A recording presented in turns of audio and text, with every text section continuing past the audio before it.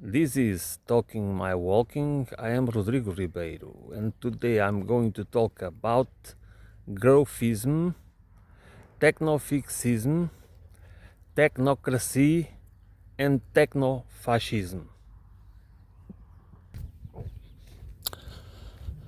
The growth economy paradigm.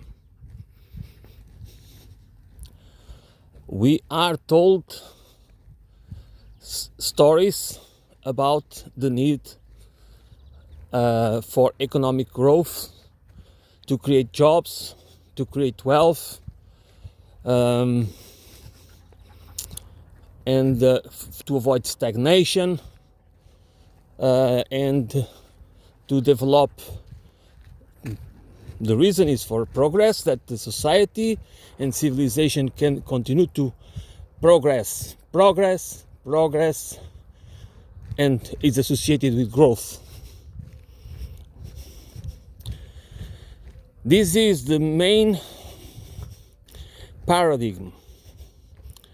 But why do we need? We can understand that progress is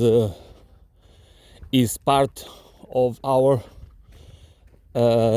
is part of the human civilization. It's unavoidable, because there will be change, and with change, with innovation, there will be new tools created, there will be new knowledge, and therefore it seems normal and natural that human beings progress, that the human civilization progresses. And progress is associated with better conditions, better understanding of nature, the laws of nature. So there is progress through scientific knowledge and technological innovation and development that will impact society, and that will make society better societies. This is true. This is not. There are many aspects of the developments, the civilizational developments, based on science and new technologies. And I'm not even talking about the fourth industrial revolution. I'm just talking about, generally speaking, that they have made our lives much more easier and comfortable. And I could say that the knowledge available about ourselves, about our bodies, about life, about the laws of life and the laws of nature, do help us to have a better understanding of the world and of ourselves, and that is progress. That is a good thing. But progress is associated with growth. And it seems that we do not have any other choice, okay, but to have a growthist system, economic paradigm, because of some reason our economies must grow or die.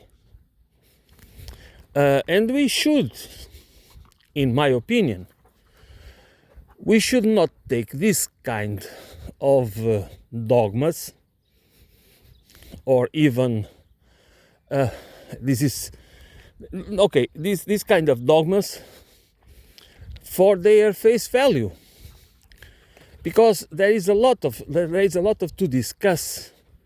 Why do we need to grow?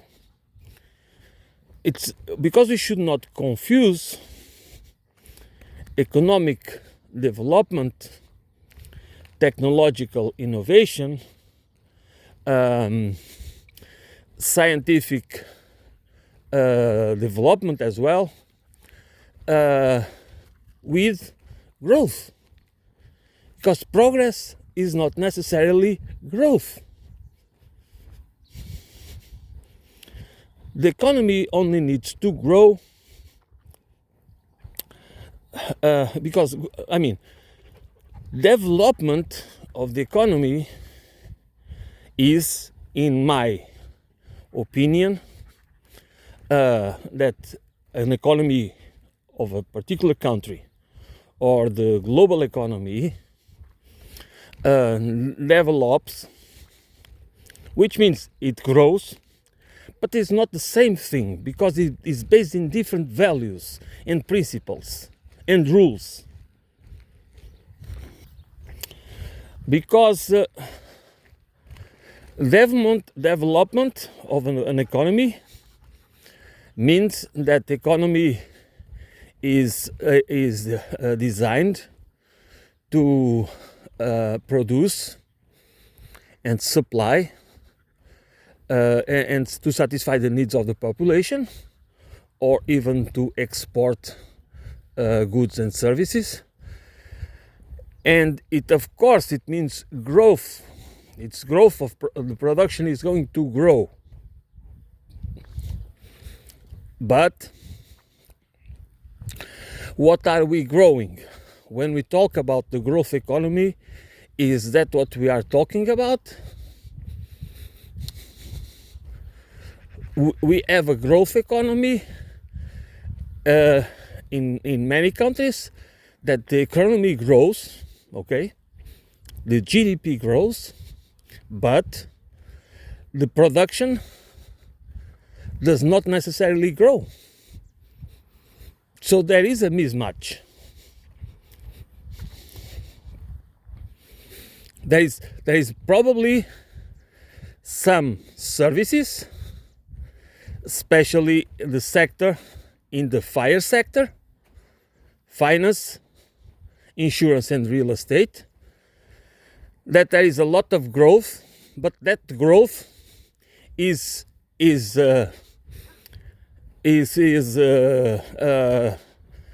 based on speculation, and a lot of that is leverage with that.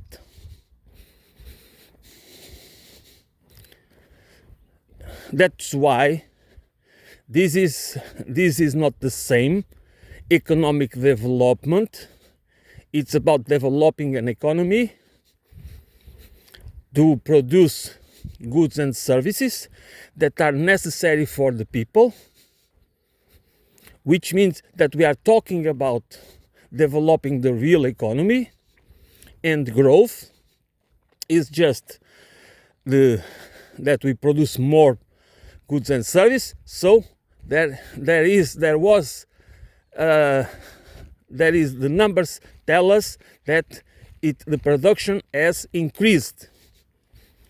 Okay, if the production has increased, either the population have more, or the population has more available goods and services to satisfy their needs, and there is the possibility of having goods and service for export. And of course, this increase in production of goods and services is, we can call it growth. But this is not exactly the same as the paradigm that we call a growth economy. The growth economy, it's about measuring it is a totally different, it measures, it's called growth, but it's not the growth. It's because, I mean, what I want to say is, my point is, when we talk about growth, we talk about that every year there is more money in the economy. That's what growth is about. And why? First of all, because we have a debt-based economy. Capitalism is a debt-based economy. So, which means that the money, there is the need to pay interest, and the economy needs to grow, and needs to grow, and needs to grow, but not necessarily, and that's what is happening in the West, and people should understand it, that what's happening is that an artificial artificial growth of the prices, and an artificial relevance and share of the economy that is a part of the financialized economy, that is basically the fire sector, finance, insurance, and real estate, which means that there is no growth, that's not necessarily growth in the real economy, which means there are, for the ordinary citizenry, they do not have necessarily more money in their pockets. For most people, small business and do not have more and more difficulties. People need to pay higher and higher rents. Housing is very expensive, because what is driving this growth economy is debt. And it cannot stop, because it is a house of cards, okay? That if it stops, if the debt, this debt economy, if the debt, the leverage, stop, then the house of cards just falls. and many people, that's what private equity is. That's how private equity works. You know, it's just is just a huge scam. This is another form of a pyramid scheme, of a Ponzi scheme. And either we realize it and we do not confuse it with economic development, which certainly in our societies, in modern societies, money is needed as a medium of exchange, as a unit of account, but not as a tool to allow certain groups in society to take over real assets, to make society more unequal, and just through financial engineering and financial instruments that are just scams. And these people, they're the ones that are best, that get the highest earnings, you know, while the ones that are producing the goods and services have their lives live with difficulties. And this is not only unfair, this is unsustainable, and this is why they need, that's where I go, that's where is the connection between this kind of economic paradigm and technofixism, technocracy, and technofascism.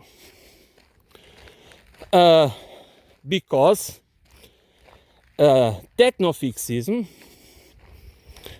is the religion, is the dogma that to promote growthism, to say, okay, we need to grow, but we are growing, we need to grow in technological innovation to fix the problems. Okay? And so, when we need a technocracy, we need a system, a political system, a societal paradigm that is controlled by technocrats under the rule of tech billionaires or tech oligarchs. This is what we already have. That's already our reality, and it's going to be worse, because besides having this kind of feudalistic, neo-feudalistic system based basically in rents and depending on contracts, these people depend a lot on contracts with the government and subsidies and other forms of these tech oligarchs represent the new prophets that are announcing a new age, an age of tech utopianism, where science and technology, and especially technology, as Mr. Peter Thiel said once I think it was in a lecture in Stanford, where he said that technology needs to replace politics. These tech oligarchs have a vision for the world, and their vision for the world, I think I can call it technocracy, because they imagine themselves as prophets, saviors, kings, and fascists. They might not perceive themselves as fascists, but that's what they are. That's why this system they imagine as libertarian is nothing about freedom, and much less about democracy. Is just a totalitarian system with centralized power, monopolized in private hands, centralized power, monopolizing private hands with this elite controlling the levers. So they will not call it technofascism, but they have this idea. I mean, this is absolutely crazy. And what is more crazy is that so many people buy into the idea that is fine to invest resources, and by resources I mean human intelligence, okay, human ingenuity, material resources, and also money.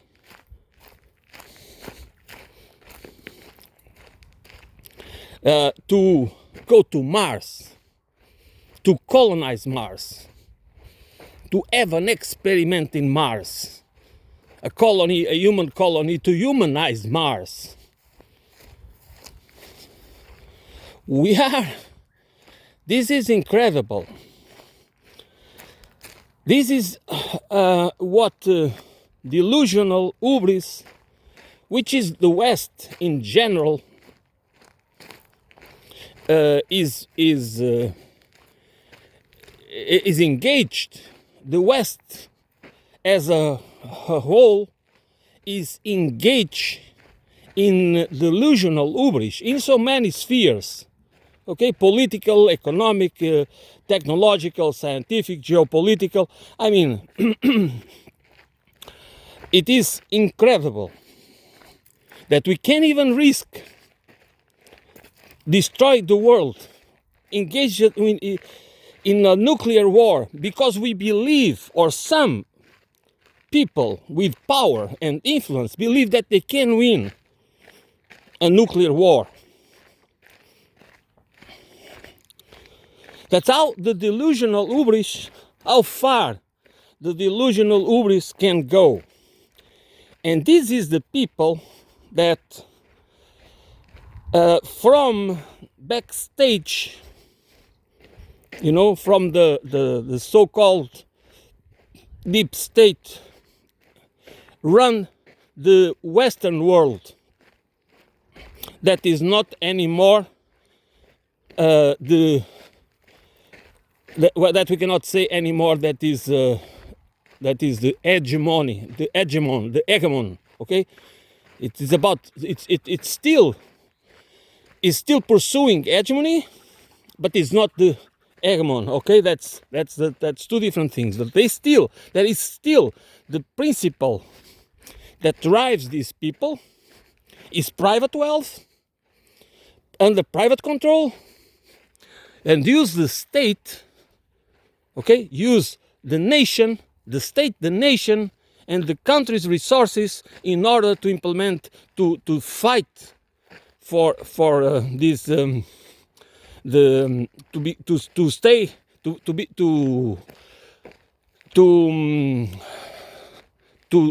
not lose the hegemony status. I'm sorry.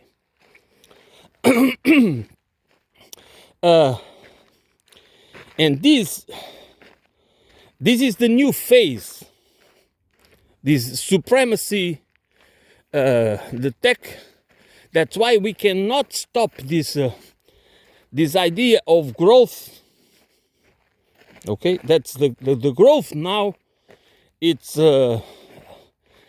about total control of the people. This is absolutely crazy.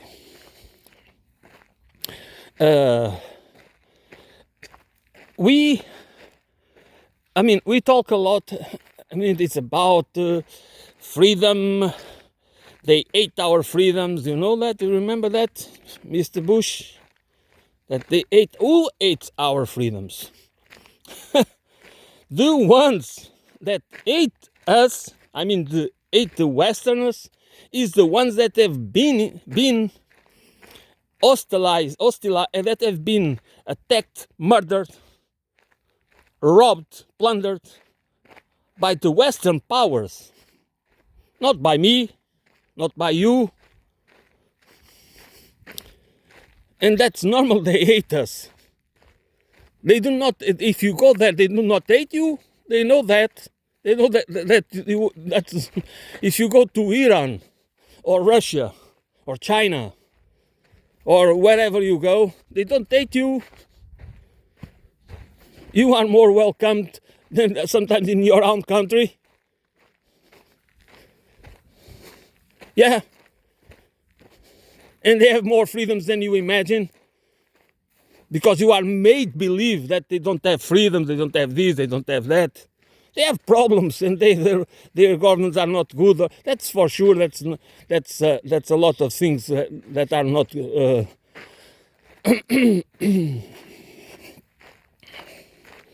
But they hate us because of that. They don't hate. When Mr. Bush said they hate our freedoms. Yeah. They hate you, Mr. Bush. They ate your class. They ate the warmongers.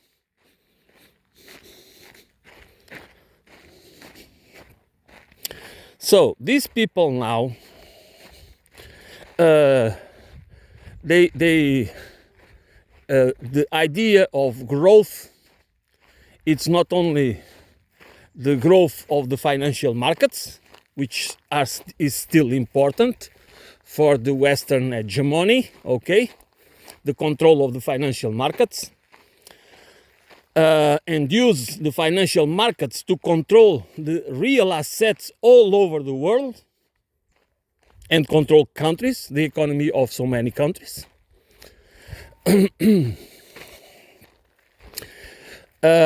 But it's also about the technological supremacy.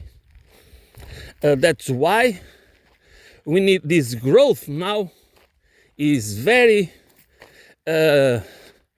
is required progress, and growth is associated with the fast pace of technological innovation. It doesn't matter where we are headed. It doesn't matter that we are going to transform the world in a nightmare. There is no place where we can hide. We cannot run away to where. This total surveillance is total control.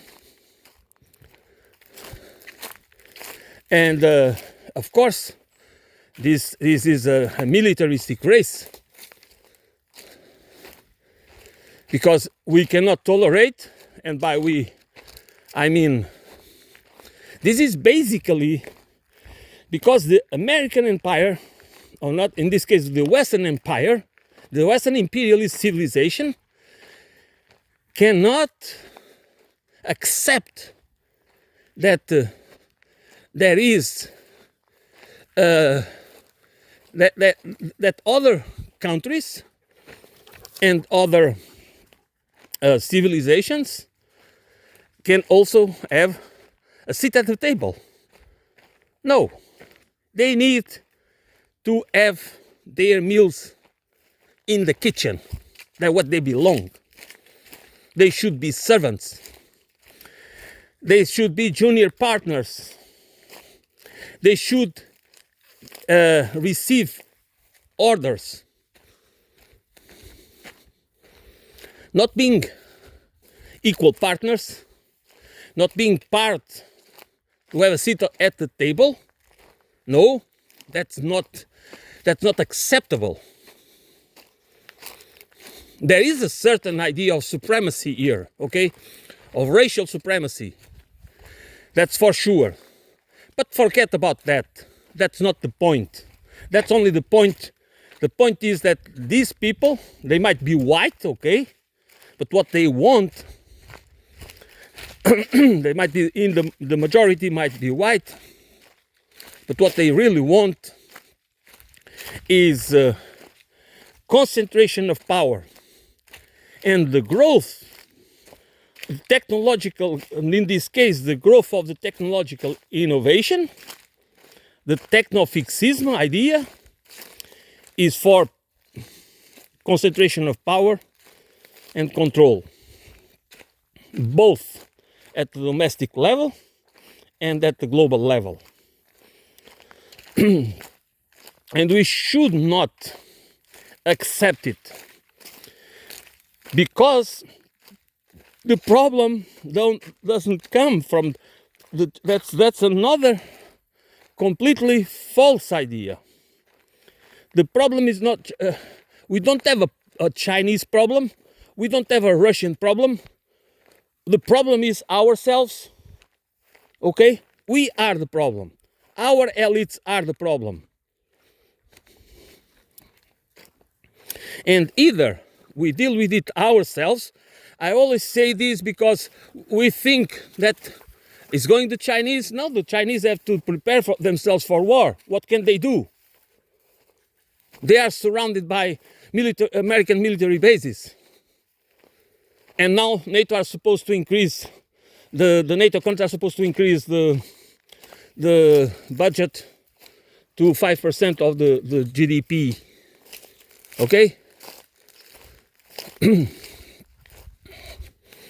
That we are already, by far, the Western powers, especially the United States, are the ones that spend by far the most amount of money in the in military equipment and whatever. This is our problem. Just stop believing the bullshit they tell us about China and Russia and Iran. That they lie, and they do not lie to them. Their lies is to us. Us, we are the object, the subject. We are the ones that are being manipulated because they cannot afford the resistance. That's why these days we have so much that we can see everywhere in the European countries. They are trying to crash dissent. They are working hard to stop the voices of reason, whether politicians, journalists, academics, whoever it is. They try hard to. This is this is very, very important. They need us divided. They need that the decent voices that they do not organize, that we do not organize, that our voices do not get strong enough to be political opposition. Okay?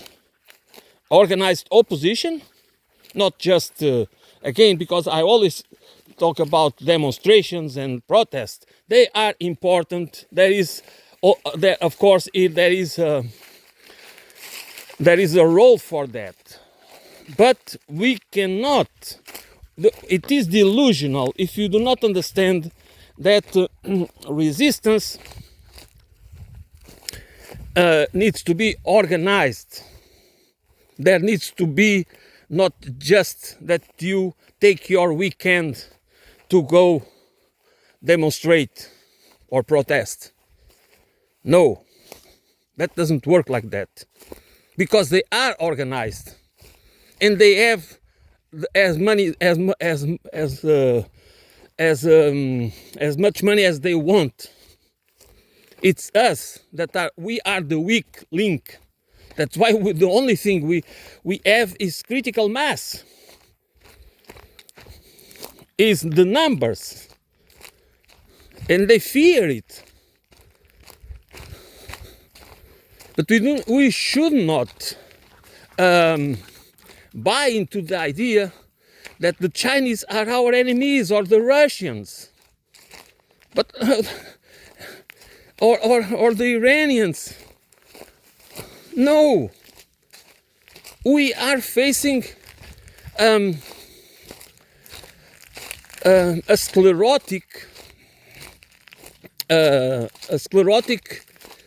imperialist civilization that operates as organized crime,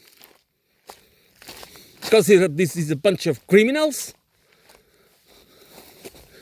and they tell us, they try hard to tell us that the bullies and the criminals and the Hitlers and all those They try us to believe that the other ones, they are the bad ones. So there is the heroes here and the villains there. It's the same with Israel. I mean, it's the same problem. We don't have a Jewish problem. We have a settler, colonialist,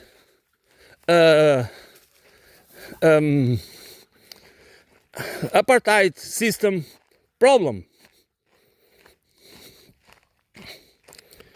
It's because if you let yourself to be confused, then of course, that you cannot come up with, that you don't know which one to believe, because in many cases that's what they want. They want you to take theirs. They want us to take their side, or to sit on the fence. Okay? And they just want us to be fearful and not knowing who to believe or what to do. No, we need to resist, because we all live in this planet. We are not going to Mars. You know, that's an absolute delusion.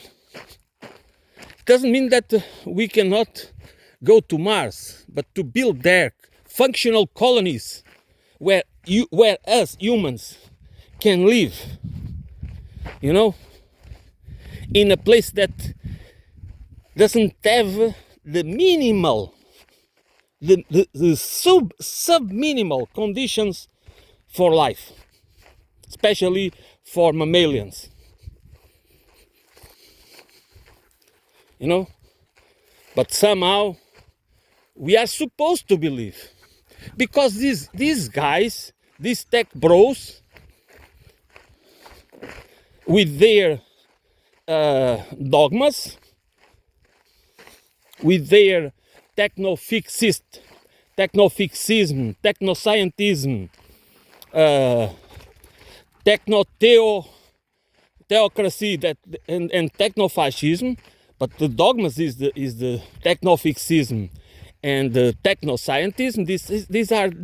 These are dogmas. The dogmas they want to use to support and build a technocracy, which which is a techno-fascist and transhumanist civilization. The thing is, they try to convince us that we need it in order to save humanity. No, we are going to destroy humanity if we go that path. That's exactly the opposite.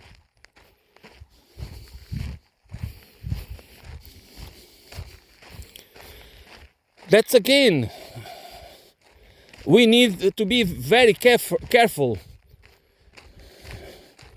because you know, language framing is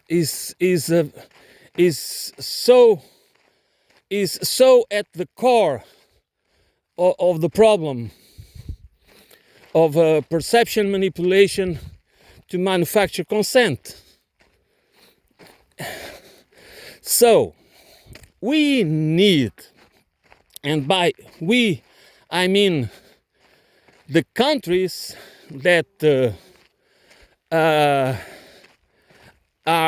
the Western countries, where I include Canada, Australia, also New Zealand. It's small, but that doesn't matter, and all the rest, you know. But especially, I would not say Japan, but Japan is under the thumb of the Americans, of the US, of course, but and also South Korea. But I would say more kind of these Anglosphere countries, and the Europeans and America. So North America, United States and Canada, and the European countries, and Australia and New Zealand. We are the ones that need to wake up, but not to wake up to some sort of conspiracy theories. They are they do not help. There are conspiracy theories, there are conspiracies hypotheses, and there are conspiracy theories, and there are conspiracy facts, and you can find them, and they just get it right. Okay, they get it right, but there is a lot of conspiracy theories and conspiracy hypotheses that they just confuse us as much. They do not allow us to, they do not help us to understand the roots of the problems and what we should do in order to avoid, first, to start with, to avoid the Third World War, and eventually to avoid total annihilation. But it's our problem. This is not the Chinese problem. We are the bullies. We are the bullies. Again, this is not about, if I talk like this, is not because I believe the Chinese society and economy and system is good or bad. That's not about it. We can discuss it too. Or the Russian, which is a capitalist society as ours. Okay? They are not socialist or communist by any means. Or Iran by the same token. The problem we have, it's the Western elites for a long time, they want to control the world. They want to dictate global governance. It was supposed to be done through global finance and the military power and intelligence and all the rest that goes with it. They didn't expect that, especially the Chinese, they could develop so fast. I mean, they knew the risk. Okay, they are not stupid. There are a lot of think tanks with a lot of funds producing reports and papers, and there is a lot of people working on trying to figure out what should be done and everything else. Okay, that is. So they are not stupid. So they are not stupid. They know they knew there was the risk. They could not imagine that China would develop that fast and grow in their economy, the real economy. Okay, that's the idea. They develop their economy and to become, to the point of becoming a peer, okay, that they can compete at the level of the technological development, because the global governance was also supposed to be that another aspect of it, through global information technology. If the the most important technologies were controlled by Western powers, especially the United States of America. The other countries would need to use them, so they would be always, their role would be always at most junior partners, never to have a place at the table. That was the idea, that these tech bros, what they want is to try to use whatever means and money and resources and everything else they can in order to have a edge, to be in an advantageous position against the big competitor, which now is China, but later it can be also India or Russia or Brazil or Indonesia. You know, in 20 years we don't know. You know, the changes are very fast now, not like before. And the countries, if they align, if these countries align with, they are part of the BRICS alliance, and they are some of them part of the Shanghai Cooperation, and so if they align with China, they will develop under the umbrella of the Chinese technology, which means that the GPS, the internet services, and the satellite, you know, all the technological, they will be they will become less and less dependent of the Western providers, and at the same time they will become less and less influenced and controlled by the Western powers, financially, technologically, and economically, and military as well, because the Russians and the Chinese, especially the Chinese, they can really grow fast, not only in technological development,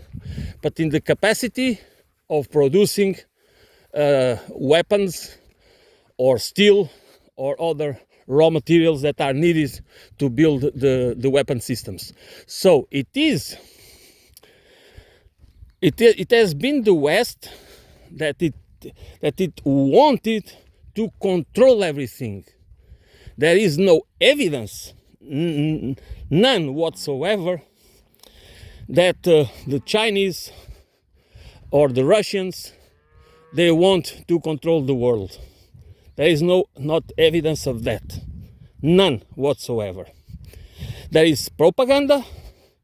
It has been, you know, they have tried it in so many ways. They have the non-profit industrial complex working to try to demonize and organize and organize the opposition groups and the terrorists and everything else, like the Uyghur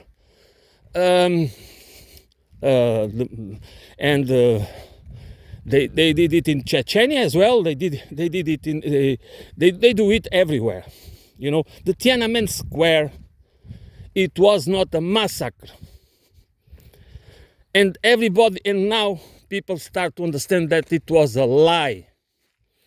Like the Saddam Hussein weapons of mass destruction, it was a lie. Like throwing babies out of incubator, it was a lie. And I could go on, and we can. It is incredible how even we can believe that we have the we have the moral high grounds. We don't.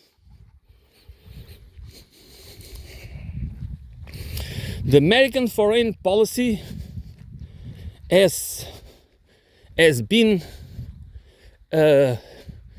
it's beyond the pale. You know, it is brutal. It is.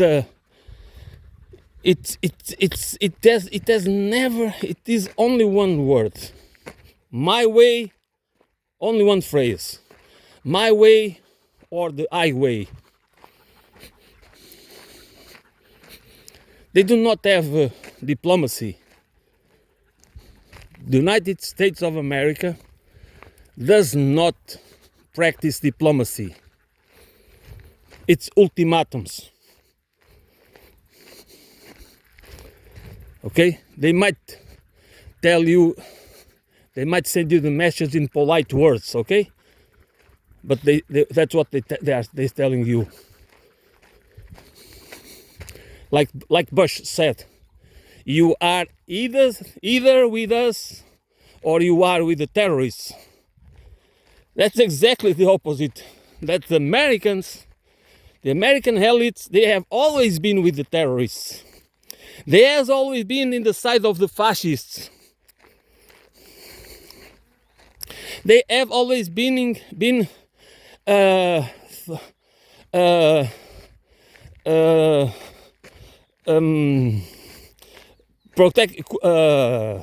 my gosh, throwing down democratic governance. This is a pattern. This is not an exception, and it is documented.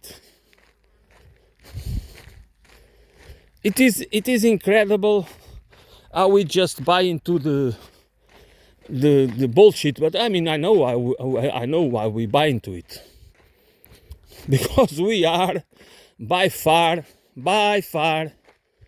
the most propagandized peoples in the world. The Western citizenry is delusional in so many ways, and the ones that really understand what's going on in the world is the ones that really travel. Then they see the good side and the bad side. We are all biased, of course. We all have prejudices. We all bend to one side or the other, ideologically speaking. But we should and need and must look to the truth. And the truth is that it is upon us to avoid the disaster. But the catch is, if you believe that the populist, nationalist and fascistic far right are the ones that will help us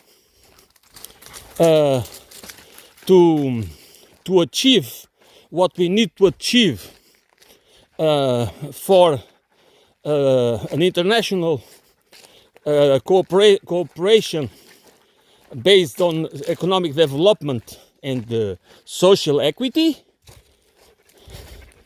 and ecological and to be under the planetary boundaries, ecological planetary boundaries. You are wrong.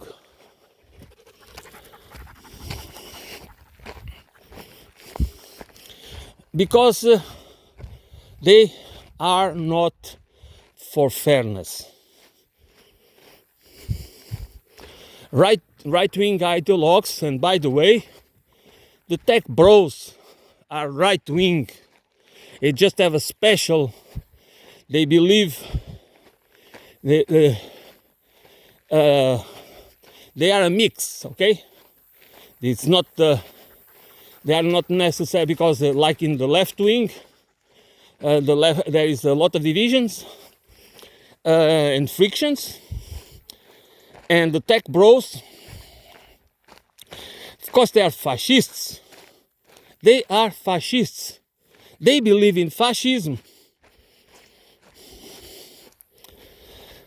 But the kind of system they want is exactly a system that it is controlled by the wealthy. It is the same that all right wing, it doesn't matter which faction, conservatives, nationalists, populists, or the fascist faction, they are all for the control of the wealth under private hands. And they want to be the wealthy, the oligarchs and the plutocrats to control the state.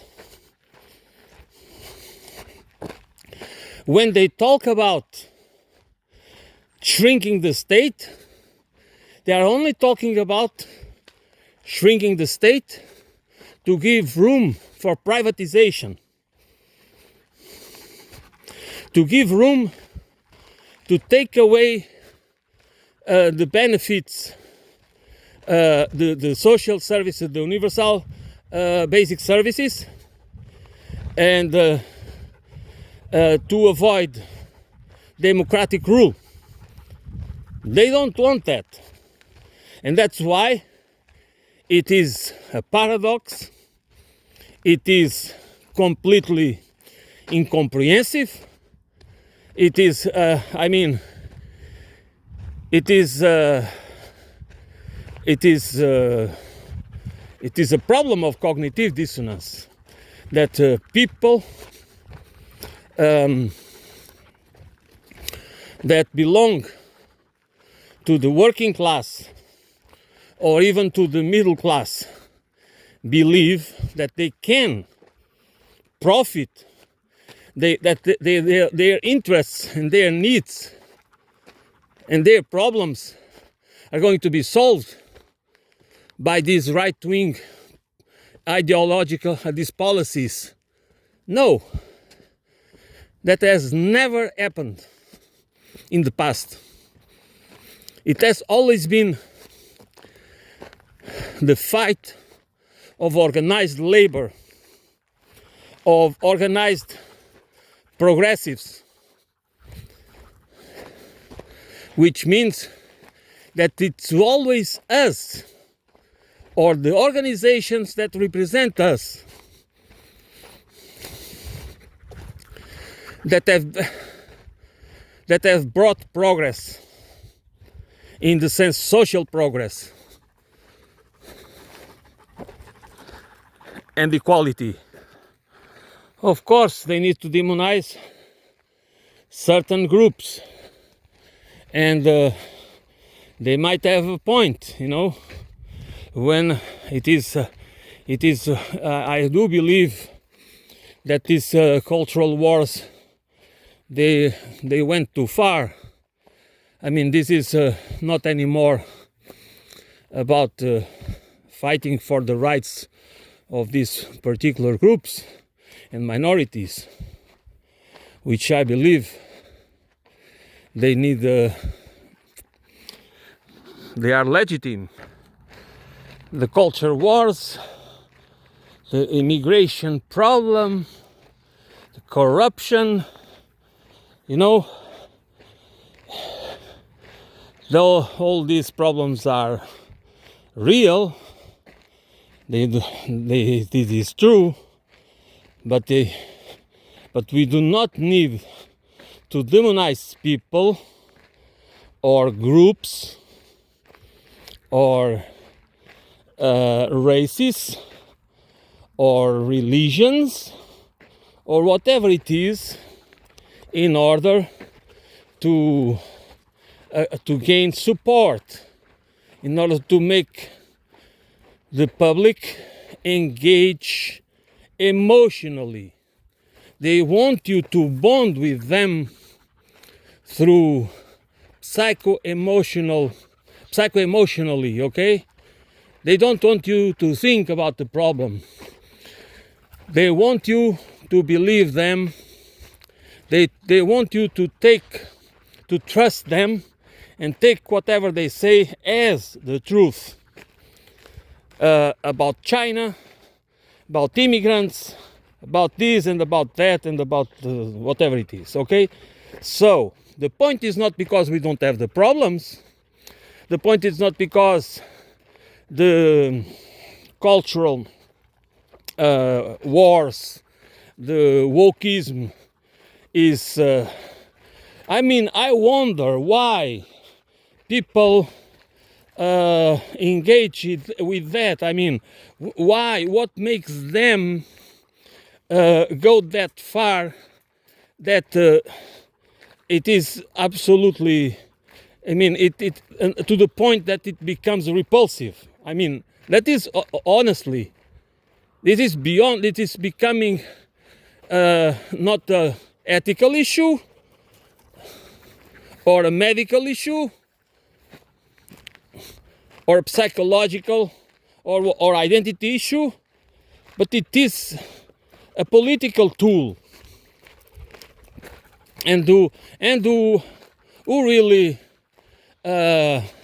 benefits? What are the ones that really benefit with this exaggeration? So that's another point that we should think about that. So, anyways, what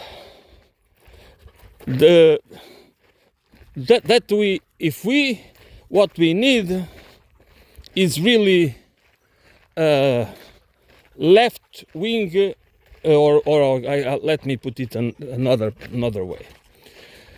We need a strong opposition. We need an organized opposition, but based in values that, in my opinion, are left-wing values,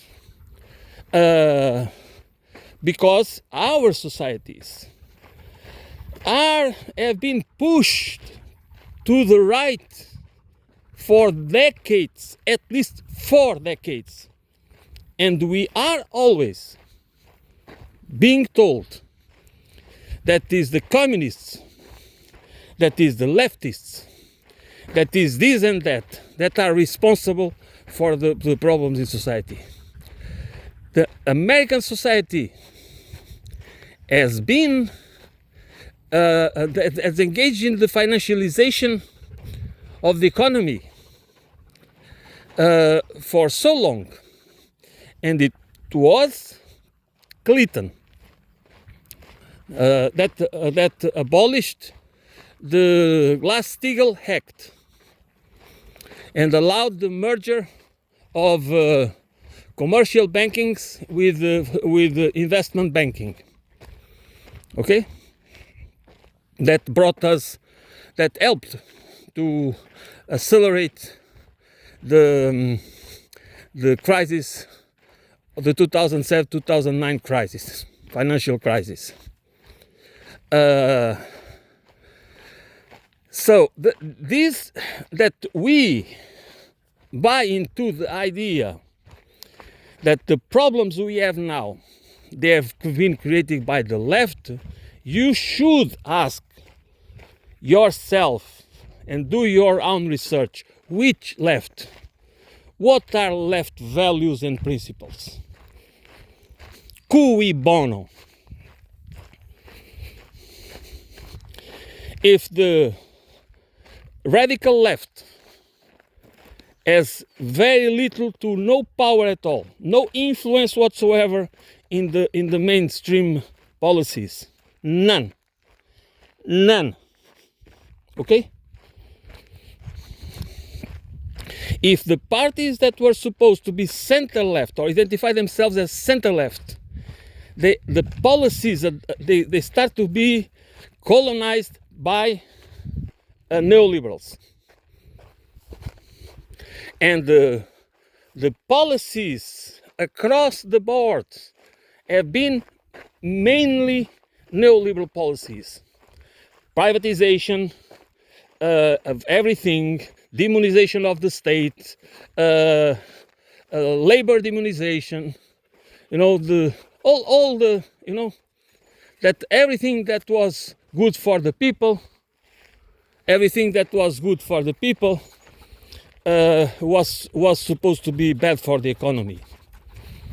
Every time, this was already in the 80s, okay? Every time a company would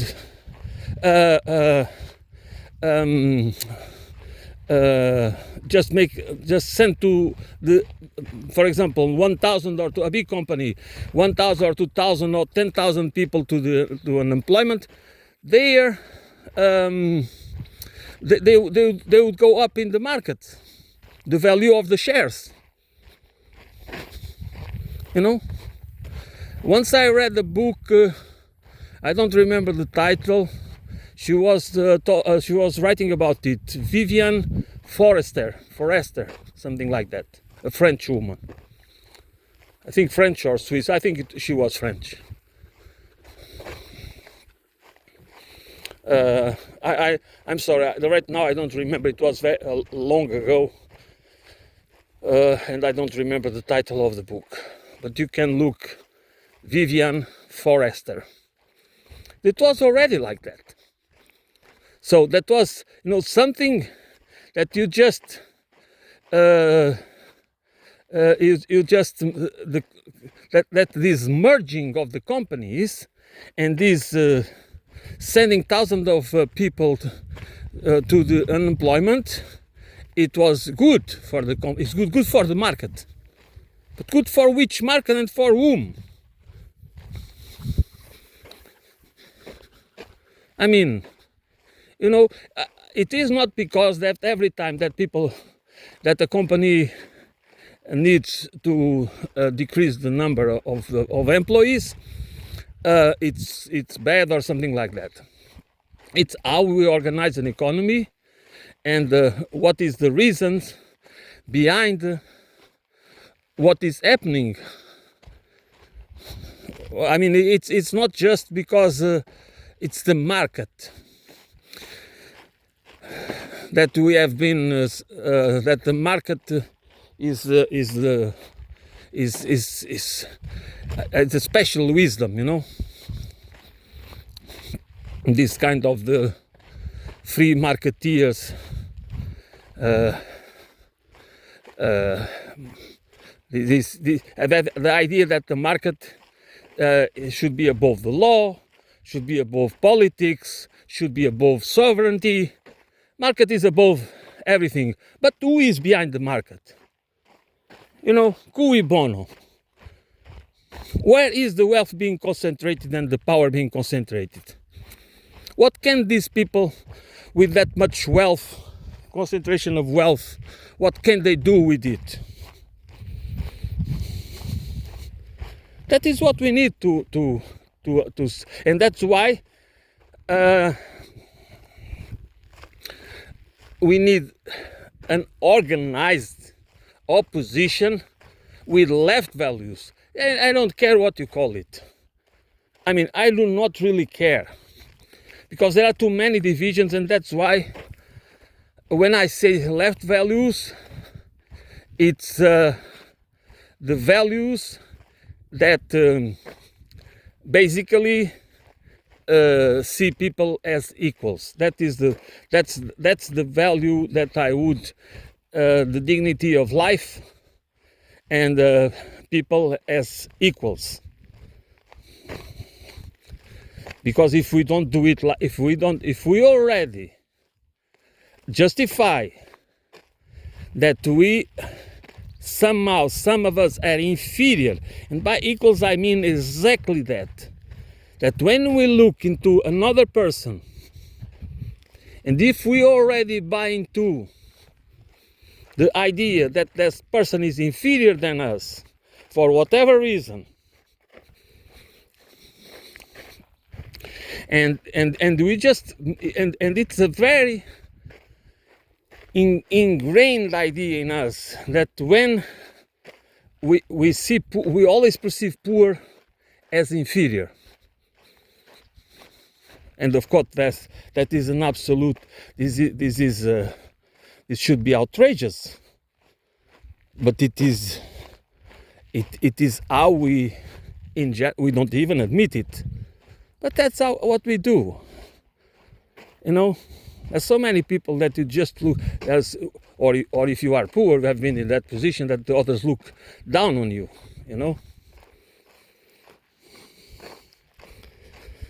and you need to deal with that, because that's unacceptable. We cannot be moral beings or believe in values and principles and start immediately to look around us through the lens of inferior and superior. Based on what? Of course, there are differences, because there are people that we could say they accomplish more than others, but even the accomplishments, what kind of accomplishments? It's just because you work hard that you are better than others? Is it like that? That hard working is really an absolute good thing? Or should it be, or is it conditional? Or should it be in what you do? Of course, it's not hard working is by itself. It doesn't mean that what people are doing is good for society or not. That's just it needs to be contextualized. It needs to be what is the person doing? What's the value? Because if value is only attached to profit, of course that's probably we value the people that make more profit, that maximizes profit. That's but is that a good rule and a good principle? I don't think so. And there is a lot more to talk about these issues, but today I'm going to end it here. I'll be back to it in another day, but that this needs to be discussed, and we need to do something about it, because it's not anymore just we cannot anymore just be spectators, and consumers. It's there is too much at stake, and we cannot allow ourselves to get it wrong, to support the wrong people and the wrong organizations, directly or indirectly, which means our apathy is also a form of support. That's why we have, that's why we don't participate in politics, and then we just have governments that are elected by minorities, And theoretically, or technically, if you prefer, they are legitimate governments in our representative system. And then just look what we get. Look around the European countries. What kind of people is holding the power, and what they are able to do in order to suppress dissent. You know, that's not a. This is something that we need to take seriously, because, as I said, it depends upon us. Stop demonizing the other ones, and see that the problem is us. It's our elites that are pushing the problem. I mean, they are pushing others. They are pushing the things over the cliff, which means that they are making others like they made the war in Ukraine inevitable. By the way, they wanted it, they desired it, because they thought they could weaken Russia. They could even balkanize Russia, break up Russia, okay? They thought they could, and they still believe it. That's why they want to keep the war going on. They are delusional to the point. Their delusional hubris just make them believe that they can win, even win a nuclear war. That's why they don't care. That's why they just keep pushing it. So, and you can look it up. You can look for the documents. There are so many that the Russians did really to have good relations with the West, with the Europeans and with the Americans. But it was the objective of the US, NATO, imperialists, neocons wanted to weaken Russia. That was under the policy that no other nation can rise to become a threat. That's why they are acting like crazy now. And that's why they are making it inevitable for countries like China and Russia and other countries, but to prepare for war. And then we are supposed to believe that there's the other ones that are doing it. When we have decades and decades and decades of encircling them and doing so much interference in political and geopolitical, and funding terrorist groups and funding other just to try to divide them, try to have political mayhem, and somehow it's all their fault. This is not about, again, I'm going to say it again, this is not about that Russia or China or these are good. It's not that discussion. It's that we need to understand that it has been us, and by us I mean the Western elites following a policy, a foreign policy of global dominance, a full spectrum dominance. You can look it up. The Paul Wolfowitz doctrine, the project for the 21st American century. There was a clear intention of dominating the world through global governance. to the supremacy, financial supremacy, military supremacy, and technological supremacy.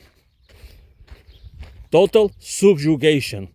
And this was us, it was the Western powers, it was not China or Russia or any other country. It was the Western powers, the Anglo-American imperialism, the alliance between Washington and Wall Street, Pentagon, and the CIA. And this is exactly what we face, but this is our problem.